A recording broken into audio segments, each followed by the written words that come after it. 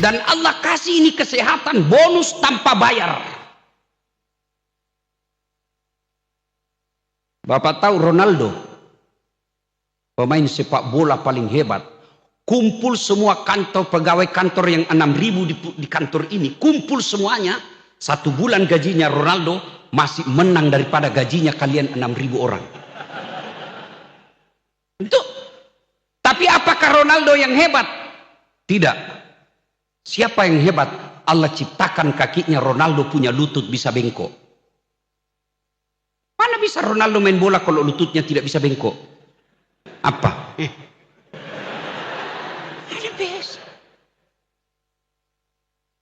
Maka kita selalu setiap pidato, termasuk Pak Sekjen tadi mengajak kita, Alhamdulillahi Rabbil Alamin. Masya Allah. Saya mengajar mata kuliah public speaking, Bu. Teknik berbicara. Itu final testnya harus pidato di depan saya.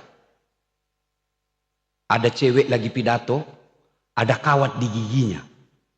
Saya kira ada juga di sini. Saya kaget, biasanya di kampung pagar dikawat. Ini giginya dia kawat. Saya tanya lah itu, apa namanya itu gigimu dek? Behel. Oh, mahal itu. 40 juta Ustaz. 1 kali umroh disimpan di giginya.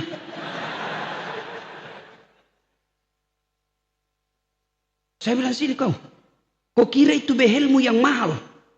Bukan, gigi. Biar kau mau pasang harga 200 juta kalau ndak ada gigimu. Apa mau kau kawat? Hebatnya lagi nih gigi, Allah Karim. Dibatasi tumbuh dan panjangnya. Bapak pernah bayangkan bagaimana seandainya gigimu tumbuh seperti rambut? Gondrong sudah rambut. Saya kira Pak Tomsi tidak akan jadi sekjen di sini kalau gondrong giginya, Pak. Nggak mungkin. Makanya kita ucapkan Alhamdulillahirabbil alamin. Ini ada 2 kamera yang aktif. Tapi kameranya timnya Das Atlatif jauh lebih mahal daripada kameranya Kemendagri. Kalau orang tahu kamera, Pak, dia tahu itu kamera saya mahal. Tapi bukan saya beli, saya dibelikan. Allah Karim.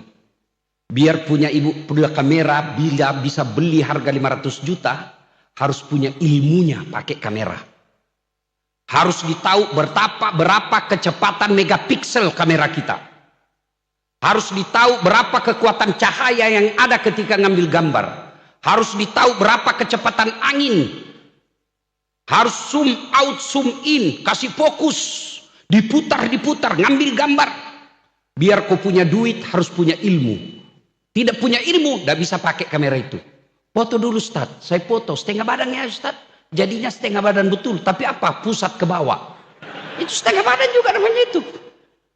Maka harus punya uang, harus punya ilmu. Tapi apa itu kamera yang mahal?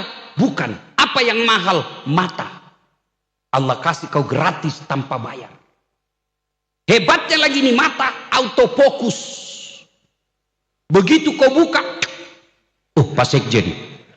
Nggak perlu kau putar-putar, siapa itu ya? Lagi blur. Siapa? Dan hebatnya lagi nih mata, dia bisa bedakan mana istri, mana sekretaris.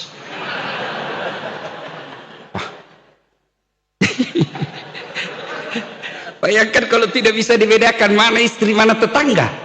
Kenapa lain-lain rasanya ini malam? Oh, ternyata security. Maka kita ucapkan Alhamdulillahirabbil alamin. Dalam diri kita, Bapak makan, seluruh makanan yang Bapak makan, demi Allah ada racun di dalamnya. Dan mata tidak bisa bedakan mana racun, mana bukan. Bukan racun mematikan ya, tapi makanan itu sumber racun. Allah kasih alat yang bisa memisahkan ini racun, ini bukan. Namanya ginjal. Makanya Makanya orang kalau sakit ginjal Pak, hitam badannya. Kenapa? Sudah tidak bisa memisahkan mana racun mana bukan. Kalau ginjalnya sehat racun, dia pisahkan. Yang sehat jadi darah, kemudian jadi penyakit, yang jadi racun dia keluarkan melalui depan dan pintu belakang, dan itu pengeluaran racun. Adik-adik ini yang baru jadi pegawai, mau kau langsung kaya? Saya kasih kau ilmunya. Mau? Mau? Jual jantungmu. Di Hong Kong saya baca itu hampir 6 miliar harganya itu jantung, uang Indonesia. Jual jantungmu langsung 6 miliar. Beli ya? Wabillahi taufiq wal hidayah. Itulah sebabnya Allah menyinggung kita. Fabi ayyi ala'i rabbikuma tukatsiban. Nikmat mana lagi yang kau dustakan das'ad? Allah Karim. Itu semua nikmat. Ada lagi nikmat sosial namanya. Apa itu? Nikmat jabatan. Kalau kita jadi sekjen Pak, irjen, satu kantor hormat Pak. Dan hebatnya itu namanya sekjen, dakwanya lebih efektif daripada das'at latib. Iya Pak. Saya, ayo saudara-saudara sekalian, pegawai kantor Kementerian Dalam Negeri, datang kau berjamaah di masjid. Tidak ada yang datang. Tapi begitu pas sekjen datang berjamaah, Assalamualaikum warahmatullahi. Assalamualaikum warahmatullahi. Dicari. Tanya ajudan, mana itu? Mantan PJ Gubernur Aceh. Tidak pernah juga saya lihat dia datang berjamaah di masjid. Ajudan langsung telepon, Pak, Bapak dicari Pak Sekjen. Besok belum asar sudah ada di masjid Pak. Itu disebut nikmat sosial. Allah Karim. Itu nikmat. Maka Allah tidak melarangmu sehat. Allah tidak melarangmu kaya. Allah tidak melarangmu jadi pejabat. Allah cuma minta syukuri yang saya kasih. Dan hebatnya kalau disyukuri ditambah. Kalau Pak Sekjen bersyukur bisa jadi nanti Menteri Dalam Negeri. Kan namanya ditambah, itu nikmat. Satu yang tidak boleh ibu-ibu marah kalau kita syukuri. Apa? Nikmat istri. Dia bilang istri saya Pak Sekjen, jangan kau syukuri saya. Kenapa bisa? Karena kalau kau syukuri saya maka Allah tambah. Pahamlah saya ini. Ayo, syukuri. Cara bersyukurinya, kalau kau tidak mensyukuri, kamu kaya, kamu gagah, kamu pejabat. Kalau kau tidak syukuri, Allah hinakan kamu.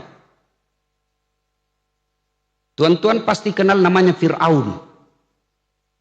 Itu Fir'aun manusia paling tinggi elektabilitasnya. Tidak ada kala itu Pak, terkenal satu dunia Pak. Dia kaya, cakep, punya jabatan setingkat, sudah raja, punya pasukan yang tidak berani melihat matanya Fir'aun, tapi tidak punya iman. Allah hinakan Fir'aun. Bagaimana cara Allah menghinakannya? Ditenggelamkan di Laut Merah. Cukup? Tidak. Allah hinakan Fir'aun. Dideklarasikan, ditulis dalam Quran, haram itu Fir'aun masuk surga. Kalau kita masih 50-50 Pak. Ada harapan masuk surga, ada harapan masuk neraka. Fir'aun sudah diponis haram masuk neraka, haram masuk surga. Sampai di situ tidak, Allah murka kepada Fir'aun, dilaknat Fir'aun. Apa laknat Allah? Tidak ada yang suka itu Fir'aun di muka bumi ini. Mana buktinya Ustadz? Tidak ada satupun Kementerian Dalam Negeri pegawai di sini yang mau kasih nama anaknya Fir'aun. Jangankan kasih nama anak, dicap aja Fir'aun kita marah. Padahal dia raja, terkenal, populer, kaya, penguasa. Tapi tidak punya iman, hina di hadapan Allah. Sebaliknya, secara status sosial, strata terendah, namanya budak. Beda pembantu. Kalau pembantu digaji, budak enggak. Hak milik itu namanya budak. Namanya masyita. Tapi punya iman. Allah muliakan masyita. Mana buktinya? ketika Nabi Isra Mi'raj, Nabi mencium bau sangat harum. Terpesona Nabi dan bertanya, Jibril, bau apa itu? Saya tidak pernah mencium bau seharum ini di dunia. Apa arwah para nabi? Bukan. Arwah para rasul? Bukan. Siapa dia Jibril? Dia rohnya Masita dan keluarganya. Apa cukup sampai di situ pengarang? Tidak. Dimuliakan lagi. Apa? Betapa banyak anak perempuan sekarang namanya Masita. Maka kemuliaan itu ada pada iman, bukan jabatan. Nah, maka Allah hadirkan bulan Ramadan.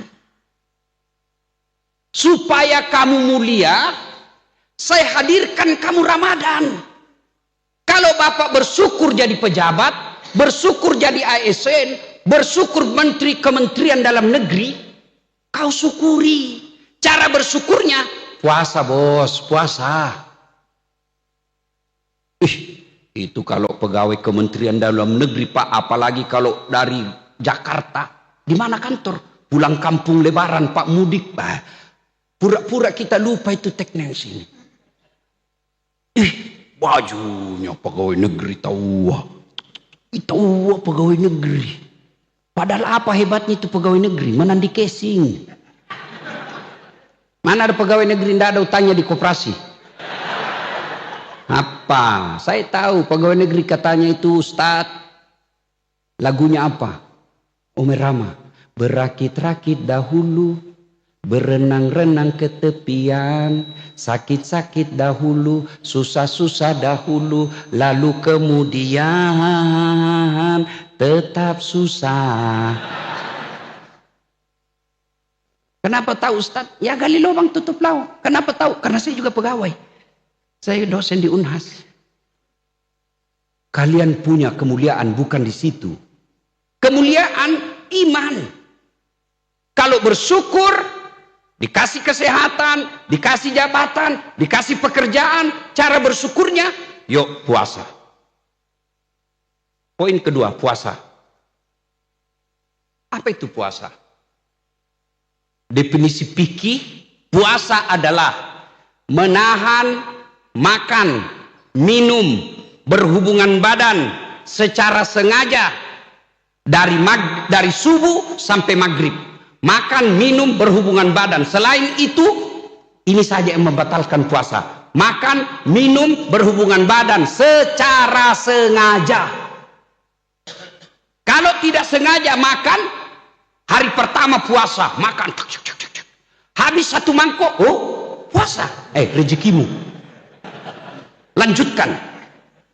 Siang, masuk warung, terbiasa makan siang, makan lagi. Puasa.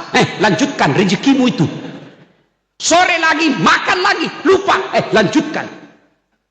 Selama tidak sengaja, Pak, sah. Ada yang tanya saya, Pak Jenderal, Ustadz, bagaimana kalau berhubungan badan sengaja secara tidak sengaja? Saya bilang, tidak mungkin kok tidak sengaja kalau berhubungan. Bagaimana ceritanya? Masa kok tidak sengaja buka baju? Tidak mungkin lah itu. Dia bilang, saya dihipnotis. Ada juga yang tanya, Ustaz, bagaimana hukumnya kumur-kumur ketika wudhu? Batal, batal. Kenapa bisa Ustaz? Saya lihat 3 kok kasih masuk, 2 yang keluar. Bagaimana hukumnya kumur-kumur Ustaz? Tergantung airnya. Kumur-kumur apa? Air coto. Batal itu. Saya tidak terlalu Ustaz, kumur-kumur saja, batal. Bagaimana kalau mencicipi makanan? Ini ibu-ibu, mencicipi. Kalau mencicipi sah puasanya. Yang namanya mencicipi kan begini Bu. Itu mencicipi, beda menikmati, batal. Kalau menikmati, itu batal itu, karena menikmati namanya. Ayo, kapan? Subuh sampai maghrib. Setelah isya, setelah maghrib boleh. Ada yang tanya, Ustaz, katanya saya dengar barusan pulang ceramah Ustaz, berhubungan badan ternyata kalau malam boleh. Saya bilang boleh, yang penting istrimu. pacarmu 24 jam tidak boleh. Saya suami istri Ustaz. Kalau malam boleh. Dia bilang astagfirullah Ustaz, baru saya tahu. Kenapa? Saya selama ini Ustaz sudah 3 tahun siang malam tidak boleh. Saya pikirnya tidak boleh malam. Saya bilang, kau beleng-beleng kau namanya itu. Makanya belajar kok. Nah, apa intisari dari puasa? Puasa itu menahan diri. Berarti pengendalian diri. Ibu bapak yang saya muliakan, ada makhluk yang juga berpuasa tapi namanya binatang. 1, ular. 2, ulat. 1, ular. Kapan dia berpuasa? Dia tidak makan dan tidak minum. Kapan? Ketika dia ganti kulit. Dia tidak makan dan minum itu ular kalau ganti kulit. Dia puasa kalau hanya definisi tidak makan dan minum. Dia puasa. Tapi setelah ganti kulit, dia tetap jadi ular. Ini puasanya yang mendendangkan lagu Aku Masih Seperti Yang Dulu. Puasa ular. Sebelum puasa tukang tipu. Puasa masih tetap tipu. Pulang puasa tetap tukang tipu. Ular. Ular sanca ini. Yang kedua, ulat. Itu ulat sifatnya rakus. Jangan coba-coba kasih ulat di atas ulat daun. Habis dia makan itu daun. Serakah. Dia mau ambil semua. Ulat. Tapi dia berpuasa ketika dia jadi kepompong. Dia tidak makan dan minum. Setelah jadi kepompong jadi apa ibu? Jadi apa? Jadi kupu-kupu. Setelah jadi kupu-kupu, sifat serakahnya hilang. Apa yang jadi setelah dia jadi? Dia makan apa? Bukan daun dia makan. Apa dia makan ibu? Saripati bunga. Yang bersih. Tidak seperti lalat. Apa yang dia makan? Najis, bangkai, kotoran.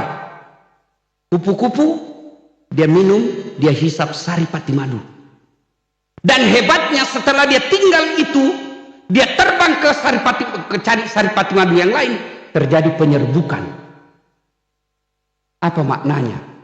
Inilah makna dari hadis khairun nas anfa'uhum linnas. Sebaik-baik manusia di antara kalian yang paling banyak manfaatnya buat orang lain.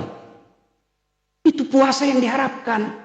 Kalau tadi lagunya Aku Masih Seperti Yang Dulu. Kalau ini lagunya anak milenial. Persahabatan bagai kepompong mengubah ulat menjadi kupu-kupu. Maka saudara silakan mau puasa ular atau puasa kupu-kupu. Tapi jangan kupu-kupu malam. Itu. Setelah puasa, alhamdulillah menahan makan dan minum. Efek positifnya, pengendalian diri. Dia tidak serakah lagi semua daun. Dia pilih makanan yang boleh. Mana pikiran yang boleh dia minum? Yang saripati. Pegawai.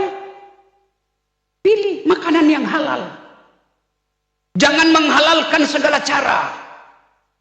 Kalau menghalalkan segala cara, cari duit menghalalkan segala cara, cari jabatan menghalalkan segala cara, sikut kiri kanan, ular. Tidak ada faedah dia dapat puasanya.